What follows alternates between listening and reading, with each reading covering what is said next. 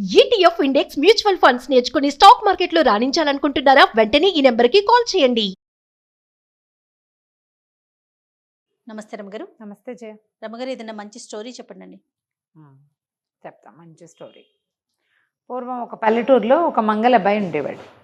మంగళ అంటే క్షురకుడు, బార్బర్ పని చేస్తారు కదా. అయితే అబ్బాయి ఏం పెద్ద పని చేసేవాడు కాదు. ఏదో వచ్చేది కాస్త డబ్బులు, అవి వచ్చిన వాటితోటి కాలక్షేపం చేసేవాళ్ళు. అమ్మ, భార్య, పిల్లలు కూడా ఉన్నారు. కానీ బద్ధకస్తుడు అనమాట. అస్సలు పని చేసేవాడు కాదు. వాళ్ళమ్మ రోజు తిట్టేది. ఇతని దగ్గర ఓ పాత అద్దం, ఒక దువ్వెన ఉండేవి. ఎప్పుడు అద్దంలో మొహం చూసుకుని తలకాయ దూకుంటూ ఉండేవాడు. మామూలుగా వీళ్ళంటే ఏంటి, అద్దం, దువ్వెన ఉండటం, కత్తి ఉండటం వాళ్ళ సహజమైన వస్తువులు కదా. మొత్తం లేకపోయినా ఈ వస్తువులు ఉండేవి. ఈ అద్దం దువ్వెన పెట్టుకుని మొహం చూసుకుని జుట్టు రకరకాలుగా దువ్వుకుంటూ సోమరిపోతూ వాళ్ళమ్మ తెగ తిట్టిపోసింది. ఒకసారి, ఎందుకు పనికిరా, ఒట్టి పనికి మాలిన వాడివి, నీలాంటి వెధవి నువ్వేనంది. ఇంకా ఏవో అలాంటివి ఎన్ని మాటలో తిట్టిపోసింది. తిట్టిపోస్తే వాడు కొళ్ళు మండిపోయింది. ఇంట్లో ఉండను నేనని వెళ్ళిపోయాడు.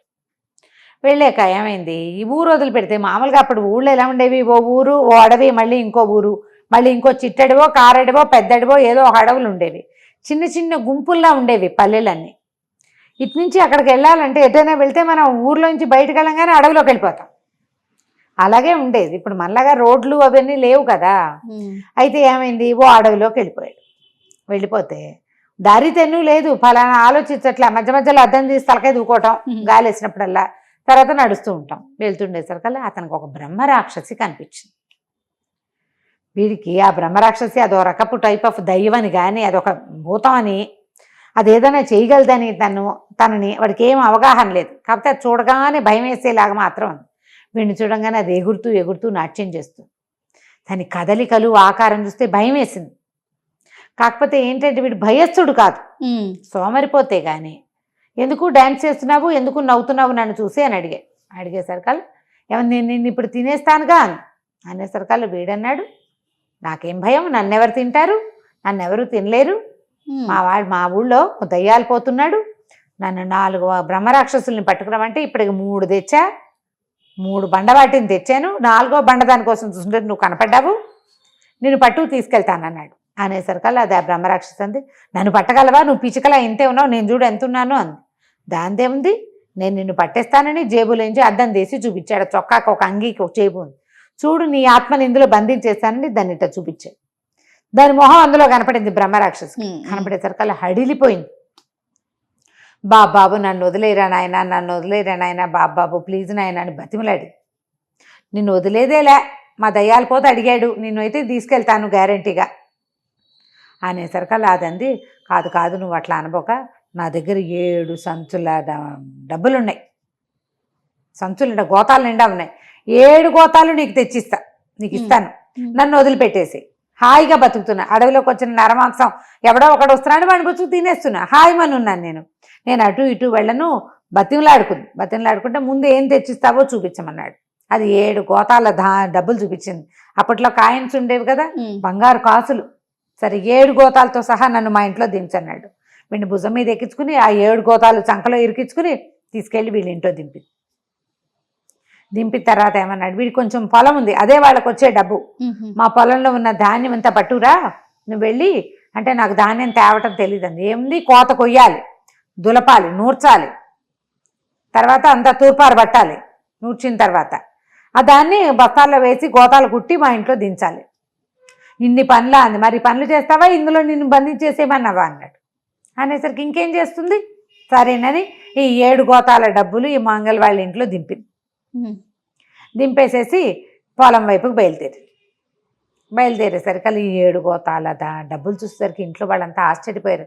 అమ్మ, పెళ్ళాము, పిల్లలు ఉన్నారు, అందరూ ఎగిరి గంతేశారు. డబ్బులు సంపాదించుకొచ్చేసాడు, ఇంకేముంది అని. సరే అన్నీ దాచిపెట్టుకున్నారు. కొన్ని చోట్ల పూలు పాతేశారు, కొన్ని మాటకెక్కిచ్చారు. అక్కడి నుంచి ఇంత చక్కగా ఒకేసారి ఇట్లా అడవిలోకి వెళ్ళంగానే సంపాదించుకొచ్చాడు కదా మొగుడు. అందుకని భర్తకి విందు చేయటానికి ఈవిడేం చేసింది, తను పెళ్ళాము ఒక 1/2 డజన్ చేపలు తెప్పించింది. చేపలన్నీ చెరువు దగ్గరికి పట్టుకెళ్ళి నూరు రుద్దుకొచ్చేసింది. వాటిని క్లీన్ చేస్తారు కదా, చేసి వంటింట్లో పెట్టింది. సరే అక్కడి నుంచి ₹1 బిళ్ళ, ఒక బంగారు నాణ్యం ఇచ్చి కొడుకుని నూనె దినుసులు తెమ్మని బజార్ పంపించింది. ఏదో వాకిట్లో సవరించుకుంటుంటే ఏమైంది, ఓ పిల్లి వచ్చి ఈ తోము పెట్టింది కదా, చేపలు కాస్త తినేసింది. లోపలికి వచ్చి చూసుకునేసరికి నూనె దినుసులు అన్నీ వచ్చినాయి, ఇవి లేవు, చేపలు లేవు. పిల్లి కొరికేసిన ఆనవాళ్ళు కనపడుతున్నాయి. చేప ఫుల్గా ఉంటుంది కదా, అది తర్వాత ముక్కా చక్కగా కనపడింది, పిల్లి అడుగులు కనపడుతున్నాయి. దెందుంపదేగా ఇది పిల్లి కాస్త తినేసింది, దీని ముక్కు కోసేస్తాను ఈసారి నేనని చెప్పి ఏం చేసింది, భర్త దగ్గర కత్తులు ఉంటాయి కదా మంచివి, ఈ చేపలను కట్ చేసే కత్తులు కూడా, ఒక కత్తి పుచ్చుకుని కిటికీ దగ్గర నుంచి మళ్ళీ పిల్లి అటే వస్తుందని. ఇంతలో ఏమైంది, ఈ బ్రహ్మరాక్షసు ఉంది కదా, ఈ చెరువు వైపు నడుచుకుంటూ పోతుంది, ఆ పొలం వైపుకి వెళ్తుంటే ఇదేమిటి, భయపడిన బ్రహ్మరాక్షసి, అక్కడ బాటసారి బ్రహ్మరాక్షసు ఒకటి కనపడింది దీనికి దారిలో పోతూ. ఓహో, ఏమిటంత నీరసంగా వస్తున్నావు, నువ్వు అక్కడెక్కడో ఉంటావు కదా, ఇక్కడికి ఎందుకు వచ్చావు అని అడిగింది. అడిగేసరికి బ్రహ్మరాక్షసు అంది, వాడెవడో ఒక మంగళబ్బాయి నన్ను కాస్త వాడి నా ఆత్మని బిగించేశాడు, మరి ఇక నేను ఇంకో దారి లేదు, నా దగ్గర 7 గోతాల డబ్బు వాడి చేతిలో పెట్టాను, అయినా వాడు ఒప్పుకోలేదు, ఈ ధాన్యం పని చేయమన్నాడు, ఏం చేస్తాను, మనకు అలవాటు లేని పని, చచ్చినట్టు అది చేయటానికి వెళ్తున్నాను అనేసరికి ఆ బాటసారిగా వచ్చింది కదా దయ్యం అంది, పక్కపక్కన ఆ బ్రహ్మరాక్షసి, నీ బొందా, నిన్నెవడు పట్టగలడు, వాడి వల్ల అసలు కాదు, అసలు మనని పట్టాలంటే బోల్డని మంత్రాలు మరడీలు కావాలి, వీడి దగ్గర ఏం లేవు, వాడికేం తెలుసు, నేను చెప్తా వాడి సంగతి, నువ్వు పొలం దగ్గరే కూర్చో, నేను వస్తాను నీ దగ్గరకని దీన్ని తీసుకుపోయి ఆ పొలం దగ్గర కూర్చోబెట్టి తను వచ్చింది. వచ్చి ఏం చేసింది, ఆ కిటికీ పక్కన నిలబడి కిటికీలోంచి ఇట్లా లోపలికి చూసింది. అదే టైంకి ఈవిడేం చేసింది, తనకి భార్య కత్తి పుచ్చుకుని నుంచుంది కదా, పిల్లి కళ్ళలాగా మెరుస్తున్నాయి ఈ బ్రహ్మరాక్షసుడి కళ్ళు కూడా, అది ఇట్లా కిటికీలోకి మొహం పెట్టగానే సర్రమని కత్తి పెట్టి ఇట్లా పిల్లిని కొట్టటాలు అవి ఎలా కుదురుతాయి, స్పీడ్గా చెయ్యాలి, ఏదైనా బెత్త ఉన్నా సరే గబుక్కుని చెయ్యాడిచ్చాలి, అది నిదానం మన దగ్గరకు వచ్చాక చెవులు పుచ్చుకుని పట్టుకాయ లేలేం మనం. అది కనపడంగానే చెక్కమని కత్తో కర్రో కత్తిపీటో చెక్కపీటో లేదా చేతిలో ఉన్న వస్తువో విసిరేయాలి. పౌడర్ డబ్బాలు కూడా విసిరేసేవాళ్ళం చిన్నప్పుడు. పిల్లిని చూడగానే అది విసిరేస్తామని తెలిసి అది పారిపోతుంది, మన యాక్షన్స్ పసిగట్టేస్తాయి పిల్లలు. ఈ కత్తి విసురు వెళ్ళేసరికి దాని ముక్కు కాస్త తెగిపోయింది ఆ బ్రహ్మరాక్షసుకి. లబో దిబోమంటూ ఆ ముక్కు అంచుకుని ముక్కు నుండి నెతురు గారిపోతుకుంటూ మళ్ళీ పొలం వైపు పరిగెత్తింది. ఓ నాయన, నిన్ను పట్టుకుని వాడే కాదు, వాడి పెళ్ళాం కూడా ఇలాగే రాకాసి ముక్కు కోసేసింది, పట్టు ఈ ధాన్యం పని నేను కూడా నీకు సహాయం చేస్తానని ఇద్దరు కలిసి గబగబా 2 ఎకరాల చేను కోసేసి టపా నేలకేసి కొట్టి నూర్చేసి, ఆ తర్వాత కళ్ళనిలోంచి 2 చాటలు సంపాదించుకొచ్చాయి, అన్నీ చక్కగా దులిపేసి బస్తాల్లో వేసి మూట కట్టి తీసుకొచ్చి పెట్టాక ఈ బ్రహ్మరాక్షసి అడిగింది, బాబు నీ పొలం పని అంతా చేశాను, ఇదే కాదు నువ్వు మళ్ళీ అడగకుండా చేలో అన్ని మొదలు కోసేసి అంతా నాళ్ళుగా ఉంటాయి కదా, వేళ్లలే ఉంటాయి, అంటే మోళ్ళుగా ఉంటుంది, మూళ్ళన్నీ పీకేసి చదును చేసి పెట్టాను, నాకు స్నేహితుడు కూడా సహాయం చేశాడు ఒకడు, మొత్తం పీకేసావు, నువ్వు మళ్ళీ పొలం కూడా వేసుకోవచ్చు బాబు, నన్ను వదిలిపెట్టేవా, నువ్వు ఈ పని చేయటం వల్ల నీ ఆత్మని పంపించేస్తాను బయటగాని. ఈ అబ్బాయి ఏం చేశాడు, జేబులోంచి అద్దం తీసి అద్దం వెనక భాగం చూపించాడు దానికి, అందులో తన మొహం కనపట్లేదు కదా, బ్రహ్మరాక్షస అమ్మాయి అని సంతోషించి